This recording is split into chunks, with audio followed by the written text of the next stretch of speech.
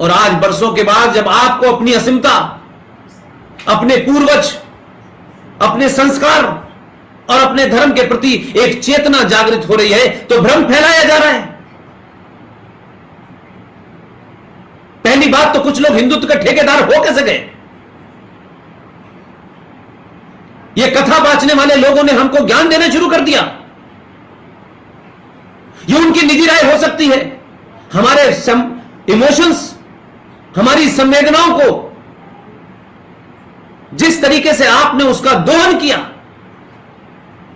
हम आपका सम्मान, आपको उस आसन पर इसलिए बैठे देखना चाहते हैं कि आप सनातन की बात कर रहे हैं, आप धर्म की बात कर रहे हैं, आप राजनीतिक लोग नहीं हैं।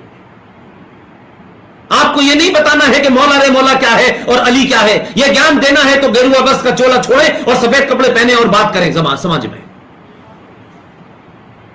हमारी आपके साथ भावनाएं जुड़ी हुई हैं। आप हमारी भावनाओं पर चढ़कर के गद्दी के इतने बड़े उस पर पीठ पे बैठेंगे और वहां बैठ करके ज्ञान देंगे कि इसमें क्या फर्क चल रहा है, यह आपकी निजी राय नहीं हो सकती।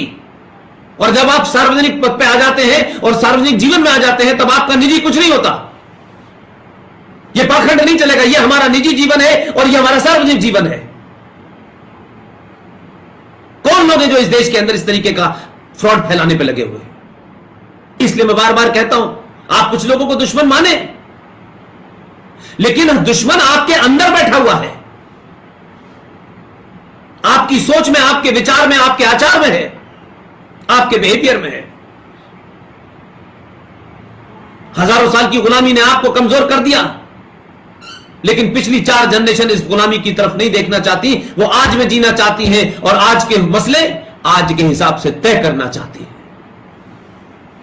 आज का युवा ये सवाल पूछता है, भाई मेरा बाप सबसे ज्यादा टैक्स देता है, मेरी मां इनकम टैक्स देती है, हम बिजली का बिल भरते हैं, पानी का बिल भरते हैं, लेकिन 30 करोड़ लोग इस देश में न बिजली का बिल भरने को तैयार है, न पानी का बिल तैयार है, और इस देश में आग लगा देंगे, बरसे तोड़ देंगे, स्टेशन जला देंगे। भाई ये क्या मतलब है? हमारी सब्सिडी से लोग हज भी करने जाएंगे, हमारी सब्सिडी से लोगों को खाना भी मिलेगा, गैस भी मिलेगी। भाई ये कब तक चलेगा? तो ये झूठ और पाखंड 21वीं सदी का युवा मानने के लिए तैयार नहीं है। इसलिए बात तथ्यों पे होगी, और जिसको ये तथ्य पसंद नहीं आते, जिनको इन तथ्यों से परेशानी होती है, वो फिर हमारे साथ नहीं है और हम उनके साथ नहीं है। अगर इस देश में जफरुल इस्लाम जैसा ब्यूरोक्रेट संवैधानिक पद पर बैठने के बाद, अगर उपराष्ट्रपति के पद पर बैठने वाला हामिद अंसारी मरदूद, मुनाफिक, मक्कार, दंगाई, जिहादी भारत के संविधान के उच्च पद पर बैठता है और पद से उतरते ही कहता है कि मुसलमान डरे हुए हैं, तो दिल्ली का माइनॉरिटी कमीशन का चेयरमैन जो पढ़ा लिखा है, ब्यूरोक्रेट है, ये किसके एजेंडे पे काम कर रहे हैं? क्योंकि हिंदू न चीजों को पढ़ता है, न पढ़ के उनकी एनालिसिस करता है। तो जो लोग बिना तथ्यों के अपनी भावनाओं पे कोई नैरेटिव बना लेते हैं, ये उन्हीं के बनाए नैरेटिव हैं। हिंदू मुस्लिम भाई भाई, गंगा जमुना तहजीब, हमारे पुरखे तुम्हारे पुरखे। यह कायरता की निशानी है कि आप सच बोलने से डरते हैं और आप किसी को खुश करने के लिए अपना तिलक बंद कर देते हैं, चुटिया बंद कर देते हैं, धोती बंद कर देते हैं कि नहीं, हमें सबका दिल जीतना है। तो दिल तो इस देश में, इसी देश के इतिहास ने, पृथ्वीराज चौहान ने भी 16 बार दिल जीता था भाई। किसने नहीं जीता था? गुरु गोविंद सिंह ने भी जीता था। यह दिल जीतने की ख्वाहिश जिनको है उनको रहे, लेकिन अब जिनको इस देश में रहना है, उन्हें इस देश की मेजॉरिटी का दिल जीतना है। और जब तक मेजॉरिटी संतुष्ट नहीं होती, यह देश नॉर्मल नहीं रहेगा। एक देश में एक खुलेआम गुंडागर्दी करेगा, एक पार्लियामेंट में गुंडागर्दी करेगा कि भरे पार्लियामेंट के अंदर सत्र के अंत में जब वंदे मातरम हो रहा होगा, एक जिहादी, एंटी मुस्लिम, एंटी हिंदू, संबल का एमपी शफीकुर रहमान बख्श सबके सामने खड़े होकर निकल के चला जाएगा लोकसभा से कि मेरा वंदे मातरम में यकीन नहीं है। अगर तुम्हारा वंदे मातरम में यकीन नहीं है, जो भारत के संविधान का हिस्सा है और पार्लियामेंट के अंदर वो बचता है, तो फिर तुम्हें इस पार्लियामेंट में बैठने का भी तुम्हें हक नहीं है।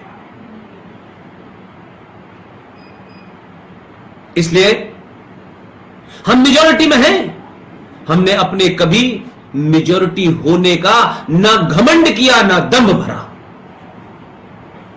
लेकिन हम मेजॉरिटी में हैं इसलिए हम पिटने के लिए नहीं बने हैं।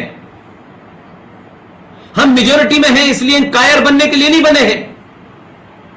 हम मेजॉरिटी में हैं तो हम सच बात नहीं कहेंगे।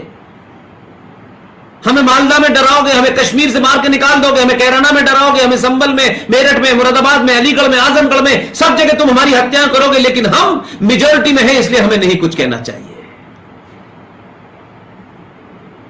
ये पाखंड जब तक हम जैसे लोग हैं नहीं चलने देंगे। ये गलतफहमी लोग दिमाग से निकाल दें। ये 21वीं सदी का सनातनी और हिंदू है। उसने वो किताबें नहीं पढ़ी हैं जो इरफान हबीब ने या रोमिला थापर ने या आर.एस. शर्मा ने लिख दी हैं। इसके पास पढ़ने के बहुत सारे सोर्स ऑफ इंफॉर्मेशन है। इसके पास बहुत सारी और दूसरी इंफॉर्मेशन है दुनिया की जो कोई रोक नहीं पा रहा है। और जब इंफॉर्मेशन आती है आपके पास और जब आप इंफॉर्मेशन को करेक्ट तरीके से पहुंचती है तो उसकी एनालिसिस भी ठीक होती है, और जब उसके पास इंफॉर्मेशन ठीक होगी उसका इंटरप्रिटेशन भी ठीक होगा। यूं ही देश में बदलाव नहीं हो रहा, और बदलाव को मैं सत्ताओं तक सीमित नहीं रखता। हमारे देश में एक ट्रेंड बन गया था कि सत्ता बदलेगी तो समाज बदल जाएगा, क्योंकि सत्ता की दलाली करते करते इस समाज ने, सत्ता की चाटुकारिता करते करते इस समाज ने यह भूल गए कि सत्ता समाज नहीं बनाती है। मैं मानता हूं पहले समाज के सोचने का नजरिया बदलता है, निगाह के सामने जो तस्वीर आती है वो बदलती है। अब उस तस्वीर में चाचा नेहरू नहीं है, उस तस्वीर के अंदर सुभाष चंद्र बोस हैं, छत्रपति शिवाजी महाराज हैं, वीर सावरकर हैं। और तस्वीर बदलने से जहन बदलता है, जहन बदलने से दिल बदलता है, और दिल बदलने से आप बटन बदलने की शक्ति में बटन भी बदल जाता है। और जब सही जगह बटन दबाते हैं तो सत्ता बदल जाती है। इसलिए समाज एक परमानेंट इकाई है, सत्ता आनी जानी है। अगर समाज को सही तरीके से सच बताया, समाज में अवेयरनेस क्रिएट कर दी, तो सदियों तक जो इस देश के गद्दार हैं, जो देश को अंदर से तोड़ना चाहते हैं, जो हमारे हिंदू संगठनों से मिलकर के उन लोगों ने जिस खामोशी से अपना एजेंडा चला रखा है, वो वक्ती तौर पे तो हो सकता है कि हमें सियासी तौर पे ठीक लगते हो कि कुछ लोग बहुत ज्यादा अल्ट्रा इस वक्त सनातनी दिखाई दे रहे हैं, लेकिन हमारा एक्सपीरियंस ये कहता है कि 25-30 करोड़ में से 2-4 लोग आपके साथ अगर खड़े भी हो जाएंगे, उससे वो 30 करोड़ नहीं बदलने वाले। वो आपके जाने का इंतजार करेंगे, और आपके जाने के बाद वही करेंगे जो मौलाना आजाद ने किया, जो प्रोफेसर नूरुल हसन ने किया, जो फखरुद्दीन ने किया, जो हुमायूं कबीर ने किया, वही करेंगे। इसलिए समाज बदल जाए, समाज की सोच बदल जाए, तो सत्ता पे हजारों साल तक सनातनी ही बैठेगा। इसलिए सत्ता एक बार बदली, दो बार बदली से काम नहीं चलेगा। सत्ता भी बनाए रखना है और सत्ता को भी यह एहसास कराना है कि हमने आपको बदला है, सड़क बनाने के लिए नहीं बदला।